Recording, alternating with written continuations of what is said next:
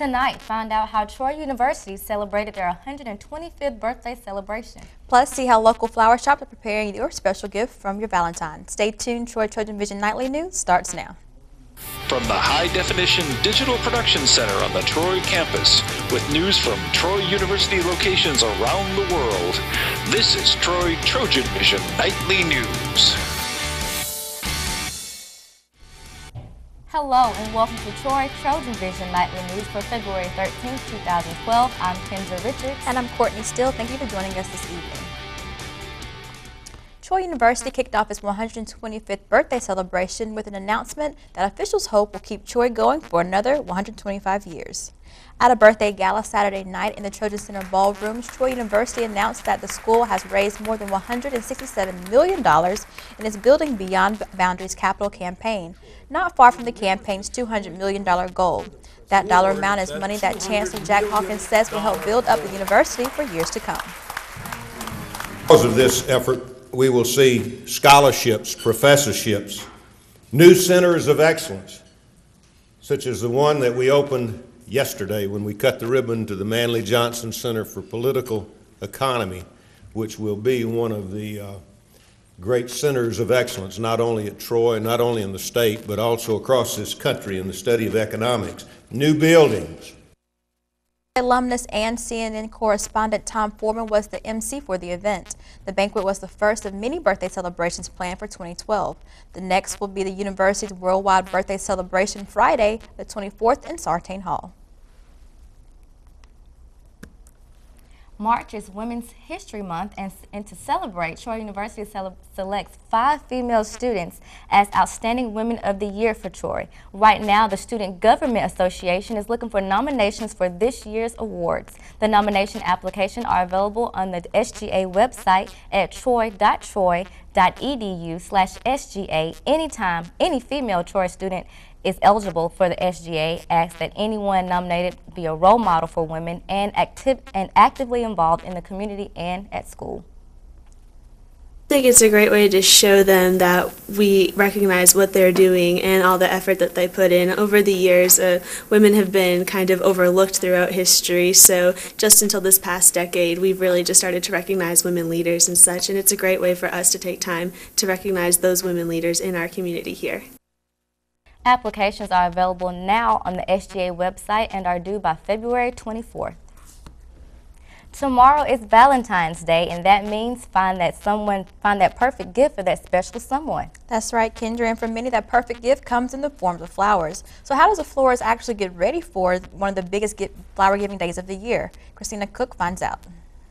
It's definitely in the air around the city of Troy, and Jean's Flowers is doing a good job helping all the lovebirds fulfill their Valentine's Day demands. We do arrangements in vases and baskets, in different kind of interior containers, mixed cut flowers, which would be just an arrangement of different kinds of flowers that we have here.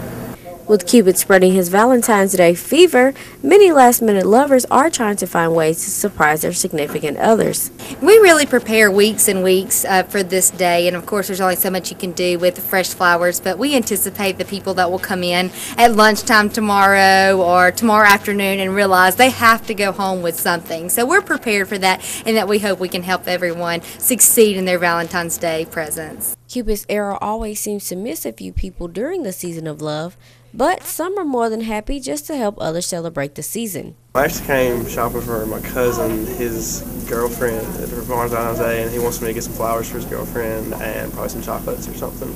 I'll deliver it to her tomorrow. You'll deliver to her tomorrow? Yeah, so. A big fan of Valentine's? I'm not a big fan of Valentine's Day. Can you tell me why? Just because this will be depressing, but I've just never really had a Valentine's, so I just don't. It's just a fun time of the year for get a chocolate the day after, I guess. Christina Cook, Troy, TrojanVision News. Troy students will have the chance for some creative Valentines tomorrow as well. Dining Services is going to let students decorate their own Valentine's cookies for dessert in the dining hall throughout the day. And now taking a look at news from around the state. A casino lobbyist who pleaded guilty to conspiracy says she offered $2 million in campaign contributions to former Senator Jim Pruitt if he would vote for pro-gambling legislation in 2010. Country Crossing lobbyist Jennifer Pouncey testified today in Alabama's gambling corruption trial in Montgomery. An Alabama man goes on trial in Birmingham on a capital murder charge in the death of his bride, who drowned during their honeymoon trip into Australia. A judge will consider motions and begin jury selection today in the trial of 34-year-old Gabe Watson. He's accused of drowning Tina Thomas Watson during a diving trip just days after their wedding in 2003. Alabama officials are hoping to get emergency approval to move a giant sand pile in Gulf Shores to repair erosion in front of beachfront homes before tourism season. Homeowners asked the town's council to get the help in January. The sand bolstered their beachfront. Still to come in TrojanVision Nightly News, Los Angeles authorities could release more details today in the investigation into the death of Whitney Houston. We'll have that story and more when we come back. But first, Saturday night's Trojan basketball game was actually one of the smallest players on the team. Danielle Percival will be in with the details later in sports. Were the Trojans able to sweep the Hilltoppers this season? I'm Danielle Percival, and I'll let you know coming up in sports. Coming home can be hard if you're a veteran of Iraq or Afghanistan. You may feel like you're all alone, but you're not alone. At IAVA.org, your fellow vets are all around you.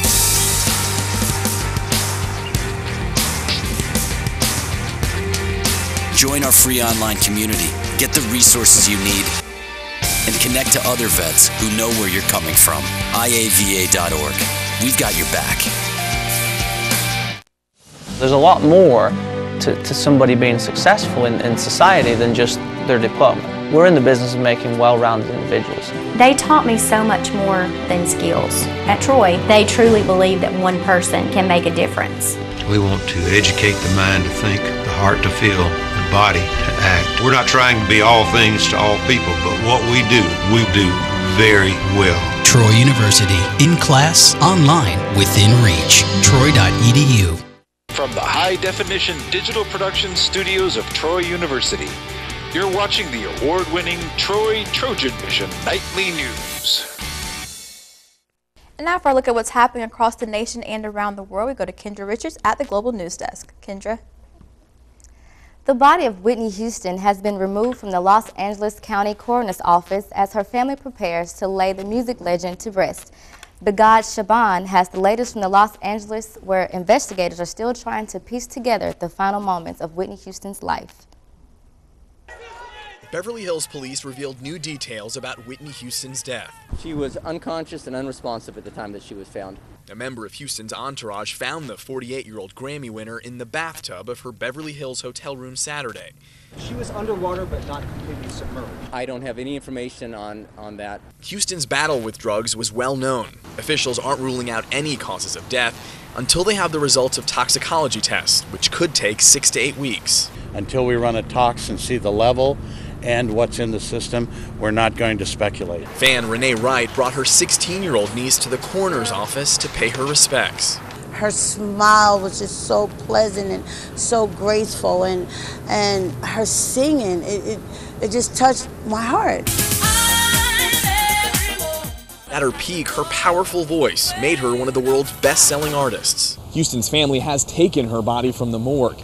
It'll be flown back east for funeral services. In Houston's home state of New Jersey, the principal at the Whitney Houston School paid tribute to its most famous alumna.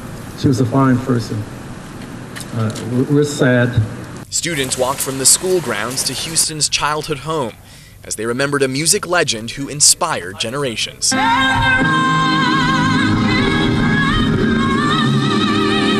Begad Shaban, CBS News, Los Angeles. President Obama has his 2013 budget to Congress, then hit the road. He's trying to sell parts of the plan to the American public, but Republicans say the president's budget doesn't stand a chance of passing Congress. Danielle Nottingham has a look of what's shaping up to be an election year spending showdown. President Obama rolled out his 2013 budget Monday and launched an election year battle over the deficit. He's pitching a $3.8 trillion plan that includes $350 billion to stimulate job growth. The president told a crowd of supporters at a Northern Virginia community college that $8 billion would be dedicated to help schools train workers. At a time when our economy is growing and creating jobs at a faster clip, we've got to do everything in our power to keep this recovery on track. The president renewed his call for tax hikes on the wealthy, and he wants to end tax breaks for big corporations. He's also selling $4 trillion worth of spending cuts, all designed to trim the deficit over the next decade. But the president's budget does not stand a chance in Congress. Republican lawmakers quickly shot down his proposals, dismissing them as bad for job creation. Rather than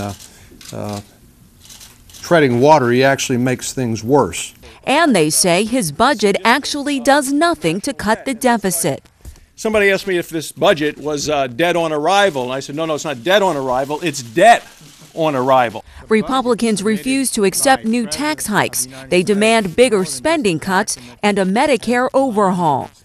The budget debate is expected to drag on until after the November election. Danielle Nottingham, CBS News, the White House.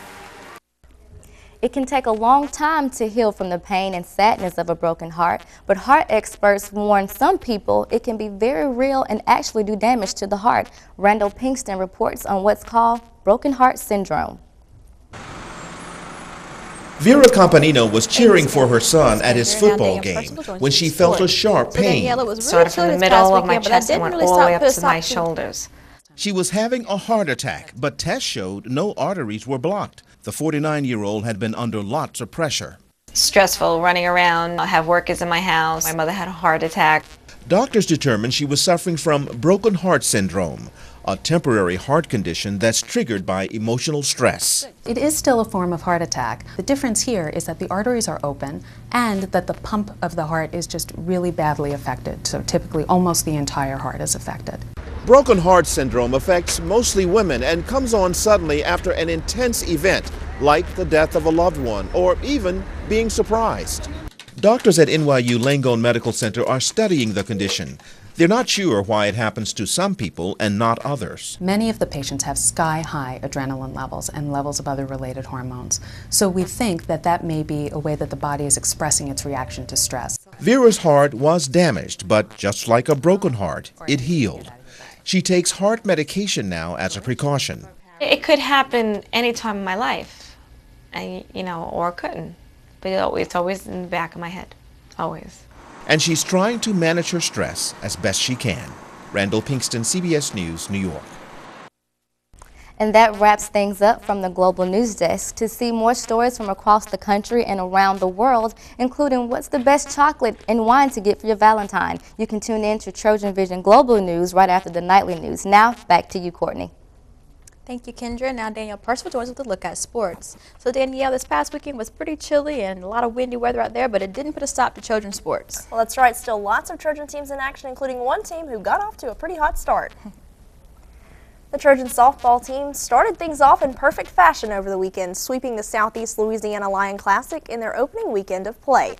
The Trojans wrapped up the tournament with a 9-2 win against Akron to finish the tournament 5-0 and claim the Lion Classic title. For the fourth time in 5 games, a new Trojan picked up her first collegiate win as Michaela Hamilton picked up the win for the Trojans after coming in to relieve starter Sarah Thomas. At the plate, Troy pounded out 13 hits as a team while giving up just 4 to Akron. Taylor Smart led Troy going 3 for 4, while Sarah Shields posted a team-high 4 RBI. The Trojans return to the field this weekend, playing host to the Quality Inn Classic at the Troy Softball Complex on Friday, Saturday, and Sunday. The 6-team tournament gets underway at 9 a.m. on Friday morning, with Troy's first game on Friday night against number 5 Missouri. And another team that went undefeated on the weekend was the men's tennis team. They were in action at the Lunsford Tennis Complex facing Kennesaw State and swept the Owls 7-0 on Sunday. That gave the men their first win of the season, and the women picked up their second win of the season, also facing the Owls. They topped Kennesaw State 6-1 on Sunday afternoon. And on Saturday afternoon, the Trojan men's basketball team faced the Hilltoppers of Western Kentucky, who they had already beaten once earlier in the year. But prior to Saturday, they had never recorded a season sweep of the Hilltoppers. The Trojans snapped a 4-game skid Saturday, defeating Western Kentucky 83-77. Troy made a statement with 53 points in the second half, including a 22-5 run. Assistant coach Ben Fletcher said there was a key difference in Saturday's game compared to the team's recent performances. I thought the guys played extremely hard. We didn't necessarily shoot the ball well again tonight, but I'm proud of the fact that we found a way to win the game. And that's what's been missing from us here in the last few weeks. But we really fought hard and just found a way to win. Allen Jones was one player that helped the Trojans find that way to win. Jones led the team with 18 points and made some key plays in the second half. Allen sparked us, made a couple great plays on defense that got us going, got the steal and the dunk. But then again, after that, he still came back and made a couple shots, big shots to help extend that run. This is intensity when he came in, man. It just lifted us to a whole nother level, and I think that's really what really helped us win. Jones tied the game at 50 with 11 minutes to go, and it wasn't just any shot that tied it. Jones slammed it home, and when one of the shortest guys on the team dunks the ball, clearly you've got something going for you. I actually called it in the first half. I said I was going to get a dunk this game. So I'm a studio dunker. As Coach says, I dunk in practice, but that's my first game dunk. The Trojans had 5 players in double figures and recorded their first ever season sweep of the Hilltoppers. Western Kentucky had been playing so well. They fought hard with Middle Tennessee the other night at Middle. Beat FIU the other night, played Florida Atlantic to a 1-point game. So we know those guys had another gear about them, and they're really playing hard, and I'm just proud of our guys to match the intensity. The Trojans return to action Thursday as they hit the road to take on Arkansas State. Tip-off for Thursday's game is set for 7 o'clock in Jonesboro. And the women were not as lucky as the men, falling to Western Kentucky Saturday evening. Troy fell to the Lady Toppers 59-36 Saturday in Sartain Hall. Junior Sophie Kleeman took over for the injured D'Angela Sword, leading her team in scoring for the second time this season with 11 total points. Tania Manuel led her team in rebounding for the 15th time this season with 6 total rebounds. The Trojans were unable to hit a shot from behind the three-point arc for the first time since playing Furman University earlier this season. Troy will now prepare to hit the road when they travel to Jonesboro, Arkansas to take on the Arkansas State Red Wolves on Wednesday. Tip-off is set for 7 p.m. And there was a celebrity in the house at Sartain Saturday night. Former Trojan and current New York Giant Jarrell Jernigan was in town to cheer on the Trojans, but he wasn't the only one giving support. He was getting support and love from the Trojan crowd as he signed autographs and took pictures with fans. Jernigan is a rookie in the NFL and is already a Super Bowl champion. But even for a player who may be used to the spotlight in the big city, he says that Troy still feels like home. Second home. You follow my first home, and Troy's my second home, and they treat me like family here, and I love coming back with the kids, the alumni. I mean, they treat me well here, so I'll come back and give us support. Courtney, as you can see, it was nice to have a celebrity stop in to say hello and to cheer on the Trojans, his former team, and congratulations to the men's team for picking up that victory. And softball, what a start for them, 5-0. Hopefully they can continue that as they come home and play this weekend. Exactly, a lot of winning going on from the softball team to basketball to having Jarrell Jernigan back at home. That's right, all we do is win. Win, win, win. Thanks. Good. Thank you. Thank you. Still to come in TrojanVision Nightly news, the second forum, the Civil War, will be held tonight, marking the conflict of the 150th anniversary. Plus, there were some chilly temperatures and slicing winds left over from this weekend, but I hear a warm-up may be coming soon. Derica? Well, Courtney, that's right. But with those warmer temperatures, we could see some rain. I will let you know how much next in weather.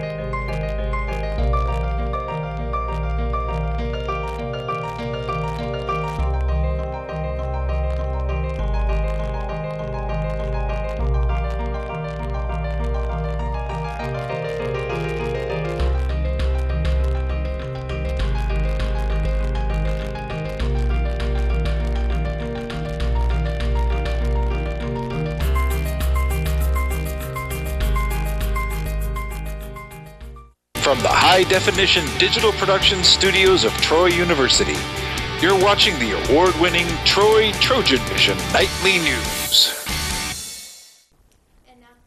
James, let's look at weather. So, Derica, it was really cold today, but it was beautiful weather. Will it continue for the remaining week? Well, actually, it's going to get warmer, but we may be seeing some rain systems coming through, but I'll get into that later on. But first, let's look at our campus snapshot. As we look at our campus snapshot, we see that we're actually experiencing a sunset right now, a beautiful sunset at that. And so as we go into our current conditions, we see mostly cloudy skies, temperature coming in at 54, dew point at 16, humidity at 22%, barometer is at 30.14 inches, and following winds coming from the south-southeast at 6 miles per hour.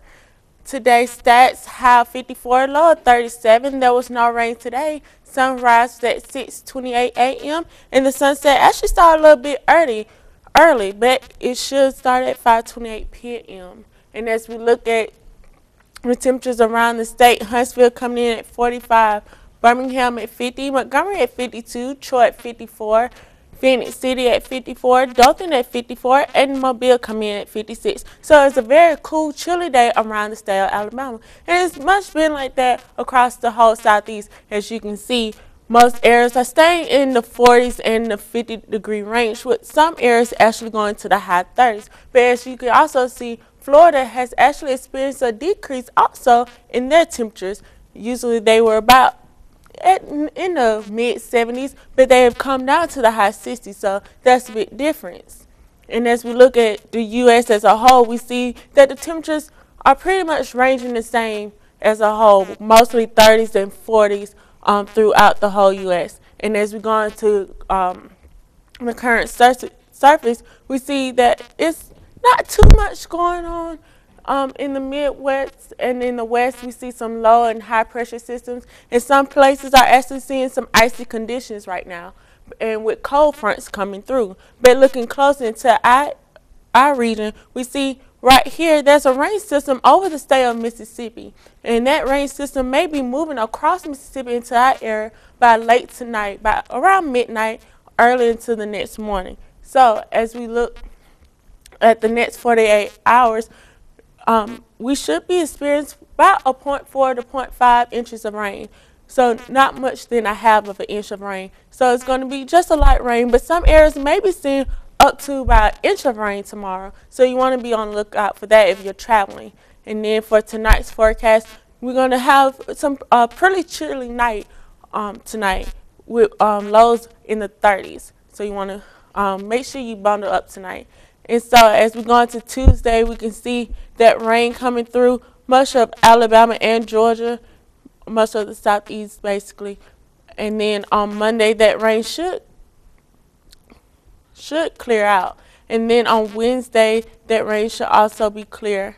And on Thursday, that rain might be coming back, probably about almost to an inch of rain also. And then as we go into tonight's forecast, mostly cloudy with a 60% chance of rain. And as I said before, 0.4 inches possible for tonight. With winds coming from the south-southeast at 5 to 10 miles per hour with a low of 37. And then for tomorrow's forecast, overcast skies, probably 80% chance tomorrow for rain with 0.8 inches possible that we could see, with winds coming from the south-southeast at 5 to 15 miles per hour with a high of 66. Now, as we look at our 4-day forecast, we see that the week is going to be experiencing some showers, with on Thursday maybe a possible thunderstorms, but we're going to have some warmer days. So as you see, Kendra, it's going to be warmer, but we might be getting that rain that's going to probably make a little humid actually. Definitely not looking forward to that rain, but overall it'll be okay. Well, thank you, Derica. Thank you.